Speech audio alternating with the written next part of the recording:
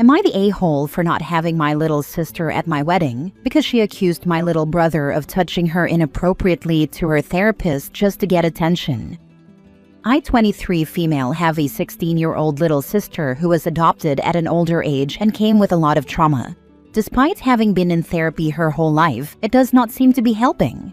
She recently accused my 19-year-old biological little brother of touching her inappropriately, and she even told her therapist, so it became a bigger issue. She has a history of making up stories about every single person in the family to men online. She craves attention, good or bad. This is not the first incident where she accused someone in the family of abusing her and it was all a lie.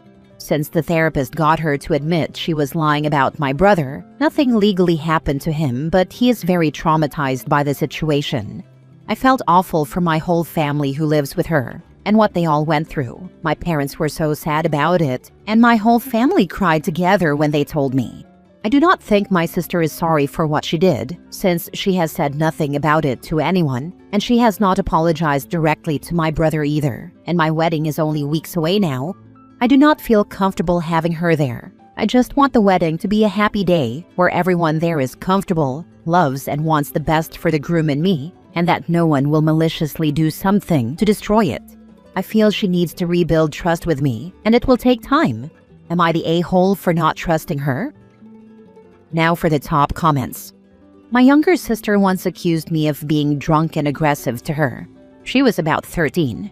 I was not drunk nor aggressive, yet social services had to get involved and investigate.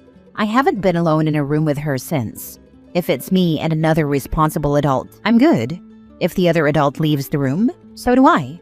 She's 16 now. My job relies on me not having a criminal record, and I can't trust her not to lie.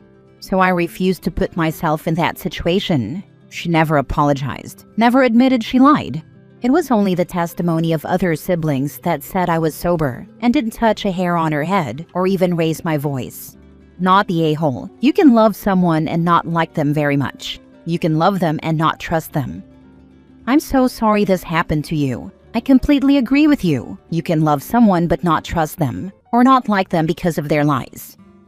Not the a-hole. Honestly, you're going to have a conversation at some point on if you can even trust your little sister moving forward. I would personally not invite her to the wedding where there will be drinking, and giving her perfect opportunities to make up stories about some random guest touching her inappropriately and such. Yep, OP has an obligation to protect her wedding guests from the attention-seeking lies of this child. Simple as that. It isn't safe for her guests to have her at the wedding. Additionally, OP should avoid bringing her husband to family events where the girl will be. Maybe just agree to spend time with her in the company of their mom, like a lunch date once a month or something. She may well have been traumatized before she came to the family.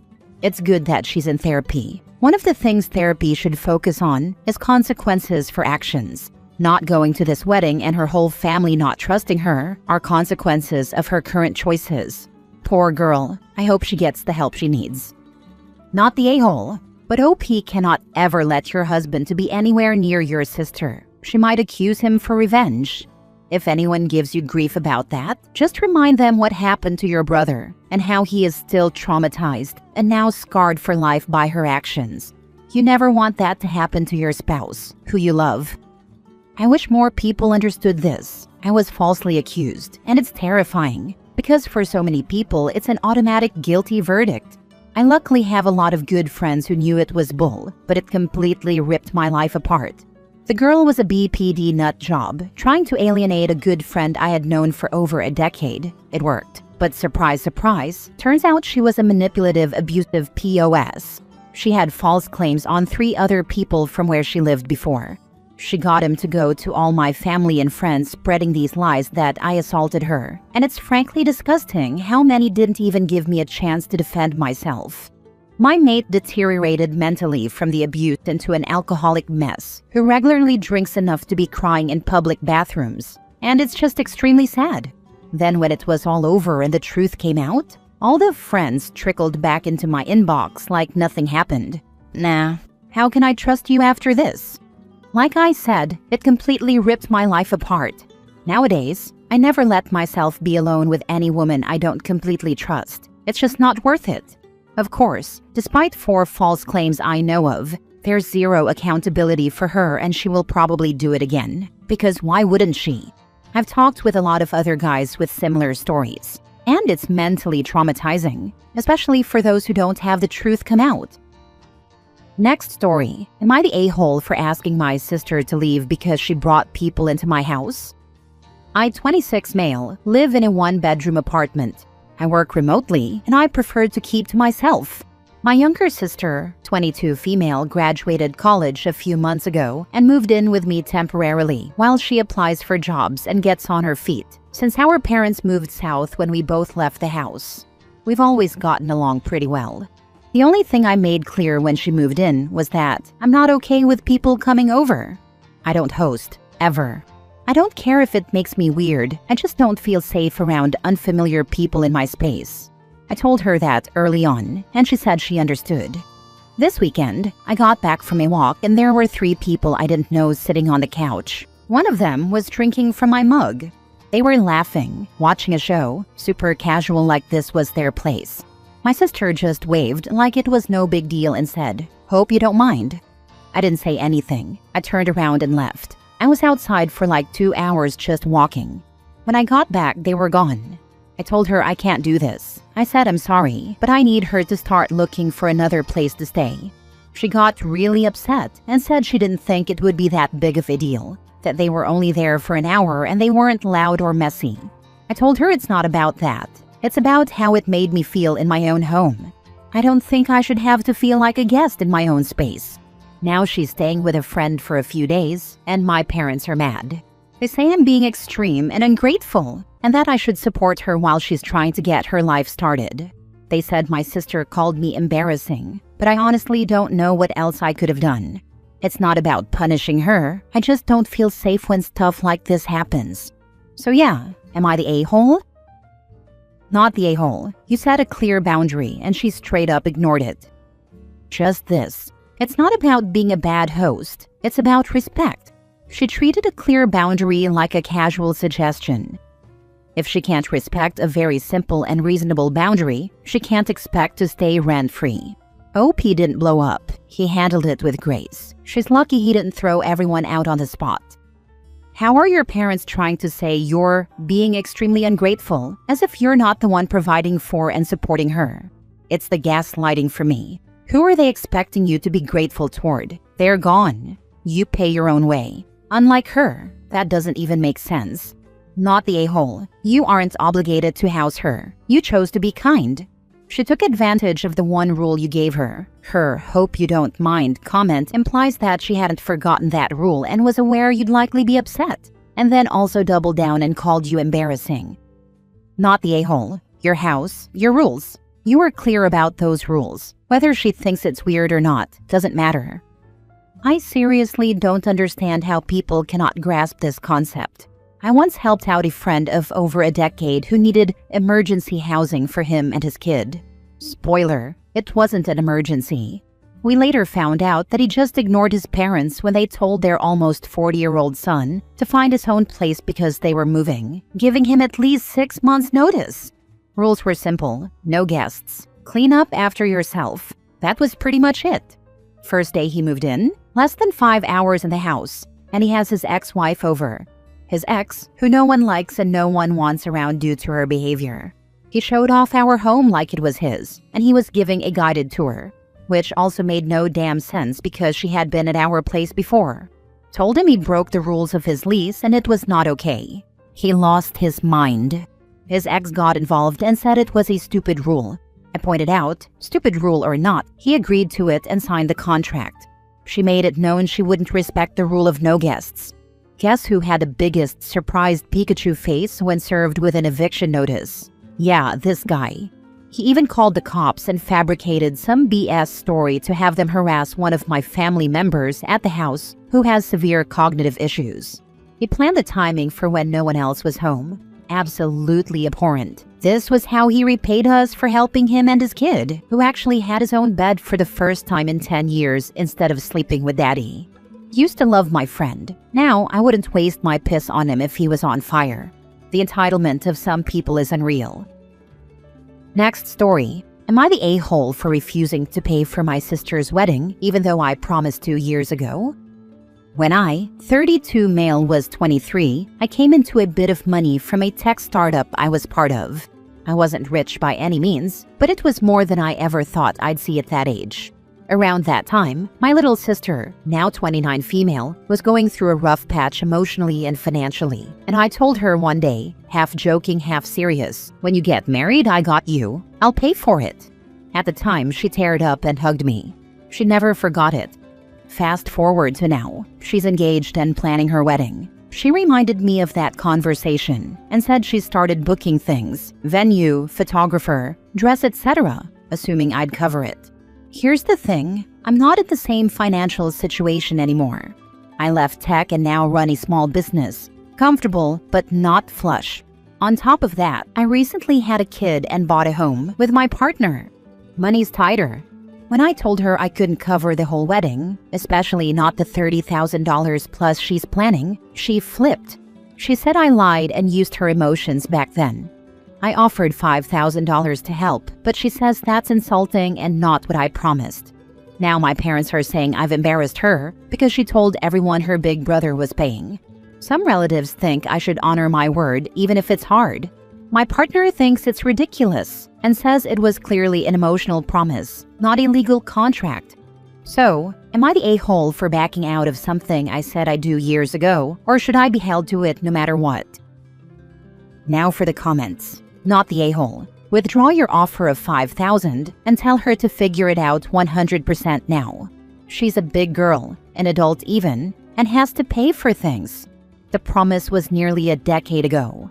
I promised my siblings I'd be famous. And well, I promised my siblings I would be the next Tolkien. They are still waiting for a manuscript, haha.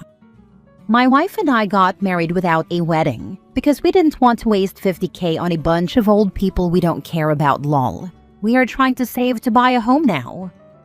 I got married 4 years ago for about $5,000, so OP's offer would have paid for my whole wedding. She's an adult. She should have had an adult conversation with OP before she had ever started planning. She's being an entitled and apparently braggadocious bitch, telling everyone her brother is paying for her $30,000 wedding without so much as a conversation with him is ridiculous. Not the a-hole. People make emotional promises all the time, especially in the context of family and during tender moments. Your life circumstances have changed, and she should have confirmed with you before dropping 5 figures based on a decade-old half-joke. You're offering something, not abandoning her. She's acting entitled, and frankly, it's wild to assume someone owes you a wedding just because they once said something nice during a rough patch. Spending other people's money is so easy. A simple conversation between brother and sister would have avoided this mess.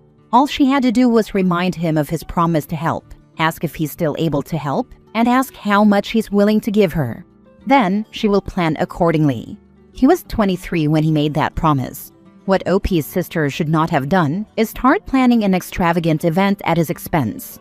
Now she's embarrassed herself and has to cut back on her spending. But that's the price of entitlement these days. OP's parents can alleviate the sister's humiliation by paying for the wedding themselves. Shaking my head. Last story. Am I the a-hole for telling my daughter-in-law that I will never be her mother and to leave me alone? This is mostly about my daughter-in-law, Kat. Her mother ran out on her when she was a child, and she went into foster care. According to my son, she's currently seeing a therapist. My issue with Kat is that she has repeatedly stomped on my boundaries. She's a very touchy person, and she refuses to call me by my name and only refers to me as Mom. I correct her every time since I'm not comfortable being called Mom by her, and I want her to use my name.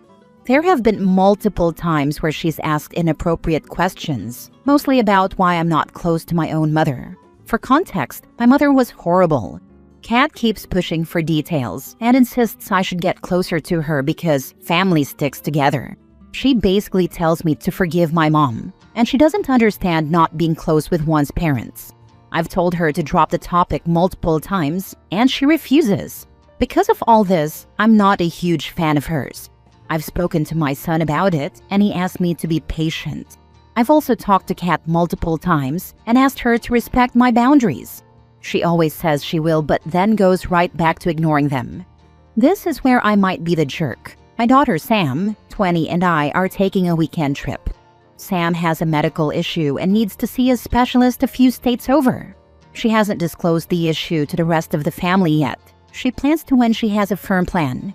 Somehow, word about the trip got back to Kat, and she called me asking why she wasn't invited. I told her it's an important trip and not a fun one.